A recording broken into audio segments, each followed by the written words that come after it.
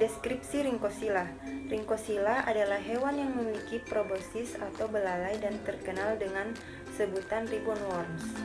Disebut ribbon worms karena spesiesnya ada yang panjangnya mencapai 100 kaki atau 33 meter. Contohnya Linnaeus solonissimus. Namun ada pula yang panjangnya hanya 0,5 cm. Contohnya Dinomerius investigatoris. Ringkosila merupakan salah satu spesies hewan laut yang tidak bertulang belakang, dengan karakteristik tubuh berbentuk pipa dan berlubang. Panjang, memiliki ringkosoil yang di dalamnya terdapat proboscis yang digunakan untuk melumpuhkan mangsa. Memiliki duri yang tajam untuk melindungi diri dari triploblastik. Jenis ringkosila yang besar jika diganggu cenderung akan memotong dirinya. Dengan bagian anterior melakukan regenerasi menjadi bagian cacing yang utuh, sedangkan bagian posterior mati. Proboscis yang putus juga dapat tumbuh kembali. Beberapa spesies dari ringkosila termasuk genus Linnaeus bereproduksi secara aseksual dengan cara fragmentasi, artinya regenerasi terjadi setelah pemisahan. Kebanyakan ringkosila adalah dioecious. Beberapa jenis air tawar dan darat adalah hermaprodit.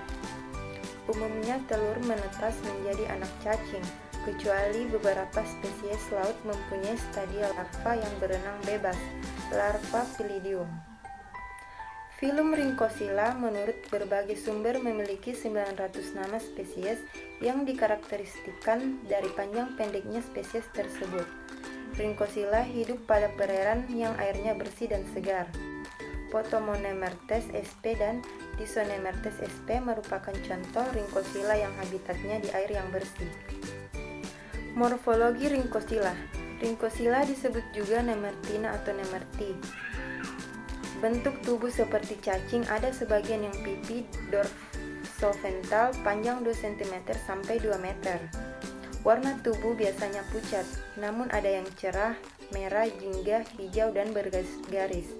Bentuk kepala tidak jelas, mempunyai proboscis. Proboscis adalah semacam belalai yang dapat dijulurkan untuk menangkap mangsa dan dapat ditarik ke dalam mulut.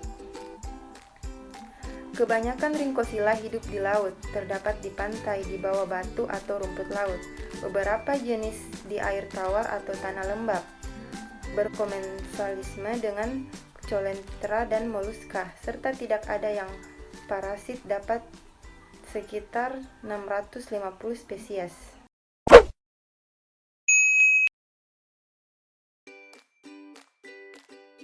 Ciri-ciri tubuhnya ringkosila adalah bilateral, simetri, dan dorsoventrally flattened, berbentuk pipa dan berlubang. Tubuh memiliki lebih dari 2 sel, memiliki jaringan dan organ, panjang dan tipis seperti cacing. Ringkosila tidak memiliki pigmen seperti Annelida, tubuhnya halus.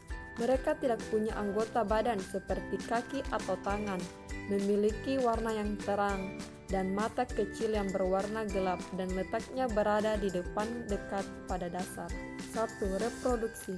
Reproduksi ringkosila secara seksual dilakukan dengan cara pembuahan, dengan cara yaitu menjadi jantan atau betina. Karena spesies yang hidup pada perairan yang bersih biasanya hermaprodit dan dapat membuahi sendiri. Pada beberapa spesies betina akan menyimpan telurnya dan menetaskan turunannya yang masih kecil, kemudian gonad berkembang selama beberapa waktu. Normalnya telur akan membentuk rangkaian seperti gelatin dan kemudian sperma dikeluarkan di dekat rangkaian tersebut, sehingga pembuahan terjadi di luar tubuh betina. Perkembangan telur dapat terjadi secara langsung maupun tidak langsung. atau berkembang secara langsung, yaitu di mana telur dapat tumbuh langsung menjadi renkosila kecil seperti manusia. Sedangkan berkembang secara tidak langsung, yaitu telur akan tumbuh menjadi larva dan kemudian mengalami metamorfosis untuk dapat menjadi renkosila kecil seperti kupu-kupu. Pada perkembangan secara tidak langsung, telur ada 3 macam bentuk telur. Akan menjadi larva Pilodium, larva desor, atau larva iwata. Larva Pilodium akan terlihat seperti helm dan lempengan silia. Sila itu digunakan untuk bergerak secara teratur pada arus air ke arah mulut agar makanan dapat masuk ke larva. Setelah beberapa waktu, larva tersebut akan mengalami metamorfosis menjadi renkosila kecil. Larva iwata hanya terjadi pada satu spesies, yaitu Micura axenesis, dan dapat berenang dengan bebas. Sedangkan larva desor merupakan karakteristik dari Linnaeus ruber dan tidak dapat berenang. Selain dengan seksual, renkosila dapat berproduksi secara aseksual, yaitu dengan cara fragmentasi atau pemecahan atau pembelahan tubuh. Maksudnya adalah regenerasi setelah terjadi pemisahan.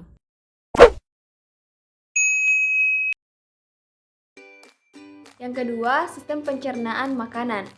Sebagian besar renkosila termasuk karnivora dan makanannya berupa invertebrata kecil seperti annelida, crustacea baik yang masih hidup maupun yang sudah mati, moluska, dan juga makanan telur invertebrata lainnya. Yang membedakan renkosila dengan binatang lainnya adalah proboscis yang panjang berada di suatu rongga yang di dalamnya terdapat cairan yang disebut dengan rincocoel dan panjangnya lebih panjang dibandingkan tubuhnya. Renkosila menggunakan proboscisnya untuk melumpuhkan mangsanya. Mula-mula proboscis menangkap mangsa kemudian melumpuhkannya dengan renkosila yang mengandung bisa. Proboscis yang akan melilitkan tubuh mangsa dan akan mengeluarkan bisa terus-terus hingga mangsanya mati. Pencernaan makanan dimulai dari rincodyme yang merupakan bagian dari proboscis. Lubang proboscis merupakan tempat penguraian yang lengkap dari mulut hingga sistem pencernaan makanan. Di belakang mulut terdapat kerongkongan pendek, kemudian setelah kerongkongan terdapat suatu kantong yang besar, kemudian perut, lalu usus yang membujur hingga anus. Usus renkosila terbentuk tabung atau pipa yang bersilia. Pada saat makanan dicerna, proboscis dan sistem pencernaan akan terbuka atau bekerja secara bersamaan. Yang ketiga, sistem ekresi. Usus renkosila pada dasarnya berbentuk tabung bersilia dan membujur dari mulut hingga anus. Sistem pengeluaran metabolisme pada sebagian besar berbentuk sepasang saluran nephridial. Mungkin dalam satu binatang ada sekitar 2 hingga 300 pasang saluran nephridial. Yang keempat, sistem respirasi. Renkosila tidak memiliki organ yang khusus untuk berrespirasi. Mereka berdifusi melalui permukaan tubuhnya. Jenis P. corrugatus, oksigen mudah di tubuh yang rendah, sedangkan oksigen pada Antartika memiliki level yang tinggi. Yang kelima, pertahanan diri. Menurut sumber yang kami baca, renkosila tidak memiliki sistem pertahanan tubuh seperti cacing biasa. Namun renkosila memiliki daya regenerasi yang tinggi sehingga bila ada jaringan rusak akan menjadi organisme baru. Cara berjalan renkosila juga menyerupai ular laut. Selain itu, renkosila memiliki proboscis yang dapat mengeluarkan racun. Yang keenam, sistem peredaran darah. Renkosila memiliki sistem peredaran darah tertutup. Terdapat 2 tipe pembuluh darah, tetapi tidak memiliki jantung. Pembuluh darah mempunyai klip dan beberapa lapisan otot yang dapat mengerut, sehingga darah dapat mengalir Darah Rhynchocylla pada umumnya tidak berwarna, namun pada beberapa spesies ada yang memiliki hemoglobin merah dan atau hijau. Yang ketujuh, sistem saraf. Rhynchocylla mempunyai sistem saraf yang berkembang baik dengan simpul saraf, pusat di kepala, dan suatu jaringan saraf yang menghubungkan berbagai organ tubuh dengan organ sensor. Mereka memiliki jaringan saraf utama yang menghubungkan dengan organ perasa. Organ perasa ini meliputi aliran kepala hingga sensor lubang kecil. Nemerta mempunyai banyak okeli atau disebut dengan mata kecil. Mata mereka ini terletak dekat dengan saraf pusat. Dan yang ke-8 yaitu sistem otot. Rhynchocylla mempunyai suatu dinding otot, dinding tubuh yang berotot yang terdiri dari otot melingkar. Klasifikasi filum Rhynchocylla. A. Kelas Anopla. Dalam kelas ini terdapat dua ordo, yaitu Palea nemertina dengan dinding 2-3 lapisan. Lapisan terdalam terdiri atas lapisan otot yang melingkar, misalnya pada jenis Tubulanus. Ordo kedua adalah Hetenomertina dengan karakteristik berupa lapisan dinding atau dinding tubuh terdiri atas 3 lapisan. Terdapat otot longitudinal, contohnya pada Linnaeus. Selanjutnya ordo Paleonemertini. Ordo Heteronemertini. Famili Leniidae, genus Linnaeus, spesies Longicinus. B. Kelas Enopla. Kelas kedua dalam filum Rhynchocylla adalah Enopla dengan karakteristik memiliki stylet pada proboscisnya. Pada kelas ini terdapat dua ordo, yaitu Haplonemertina. Contohnya pada jenis Carcinonemertes yang komensal pada insan dan telur kepiting.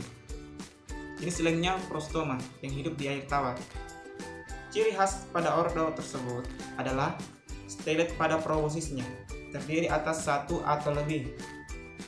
Ordo kedua pada kelas ini adalah Bedellonemertini. Proboscisnya tidak memiliki stylet.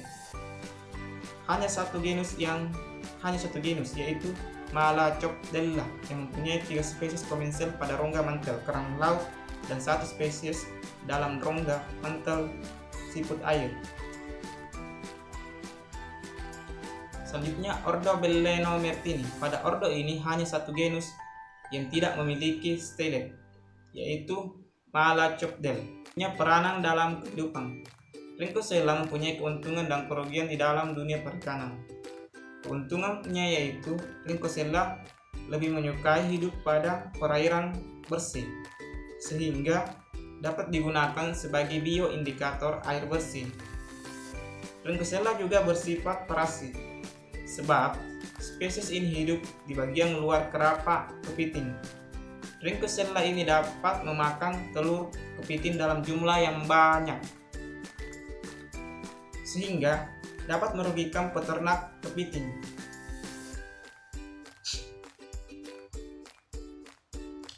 Binatang tersebut tidak mempunyai peranan penting secara langsung, baik dalam kehidupan manusia maupun pada kehidupan alam, dan bersifat komensal pada insan dan telur kepiting. Berdasarkan uraian di atas dapat disimpulkan sebagai berikut. 1. Rhynchocylla merupakan salah satu invertebrata air yang memiliki ciri khusus, yaitu pada proboscisnya. 2. Rhynchocylla dibagi menjadi 2 kelas berdasarkan proboscisnya, yaitu kelas Anopla dan Enopla. 3. Rhynchocylla memiliki organ ekskresi, respirasi, peredaran darah tertutup, dan sistem saraf, dan juga memiliki jaringan otot. 4. Rhynchocylla bereproduksi secara aseksual dengan beregenerasi dan secara seksual dengan pembuahan. 5. Rhynchocylla berusaha memiliki sistem digesti yang sempurna, sistem sirkulasi yang sejati, dan melakukan respirasi secara difus.